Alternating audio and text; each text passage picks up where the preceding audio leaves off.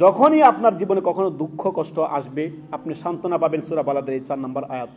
কারণ আল্লাহ রব্বুল আলামিন এ দুনিয়ার জীবন কখনো ফুলের বিছানা নয়, সমতল নয় যে আপনি আরামসে সারা জীবন সুখে থাকবেন, দুঃখ কষ্ট আপনাকে স্পর্শ করবে না। কখনো কখনো দুঃখ আসতে পারে জীবনে, কখনো কখনো জীবনে বিপদ আসতে পারে। আমরা আল্লাহর উপরে সর্বদাই হাসবি আল্লাহ ওয়া নি'মাল ওয়াকিল, আল্লাহ আমাদের জন্য যথেষ্ট, আল্লাহর উপরে পূর্ণ ভরসা রাখবেন। যিনি আল্লাহর উপরে পূর্ণ ভরসা রাখবেন তিনি হচ্ছে উত্তম কর্মবিধায়ক, তাকদীর সুনির্ধারিত, তাকদীর থেকে আপনি নিজেকে সরতে পারেন না।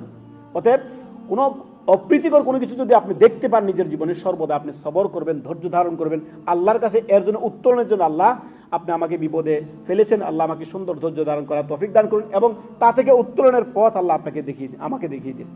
এই মর্মে সূরা বালাদের আয়াত নম্বর 4-এ আল্লাহ রব্বুল আলামিন বলেন, লাকাদ খালাকনাল ইনসানা ফি কাবাদ, অর্থাৎ আল্লাহ বলেন নিঃসন্দেহে আমি মানুষকে সৃষ্টি করেছি অত্যন্ত কষ্ট এবং শ্রমের মাঝখানে।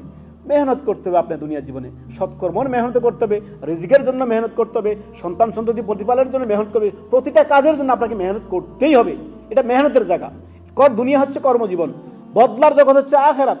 দুনিয়া সবসময় খেয়াল রাখবেন, দুনিয়া হচ্ছে কর্মজগৎ, এখানে আপনাকে কর্ম করে খেতে হবে, দুঃখ কষ্ট নিয়েই আপনাকে চলতে হবে।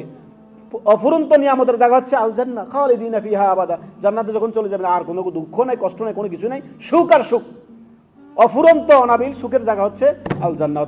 দুনিয়ার জীবনে কষ্ট পেলে ধৈর্য ধারণ করুন, সবর করুন এবং কি আল্লাহর উপরে পূর্ণ তাওয়াক্কুল ভরসা রাখুন যে আল্লাহ আমাকে এ থেকে উত্তম বিকল্প কোনো কিছু দিয়ে আল্লাহ আমাকে এ থেকে উত্তোলন করুন। আল্লাহ আমাদেরকে তৌফিক দান করুন। আল্লাহুম্মা আমিন।